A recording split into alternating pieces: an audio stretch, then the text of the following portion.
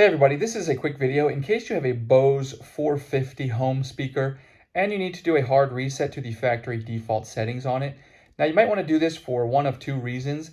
The first one is troubleshooting. If you're having any issues with this speaker not connecting to your device, or if it's not pairing or syncing with Bluetooth, or if it's not making sound, if it's malfunctioning in any sort of way, a hard reset can fix a lot of these things. Now you will need to set it up again because everything will be restored to its out-of-the-box original defaults. But that's really the second reason you might want to do this. If you're trying to set this up in a new home or in a new network or anything like that, we can just get a fresh start by restoring everything to the factory out-of-the-box defaults. And it's really easy to do. All you need to do is with the speaker turned on, you're going to come and you're going to find the aux button and the volume down button. And you're going to press and hold the two of those buttons simultaneously for about 10 seconds.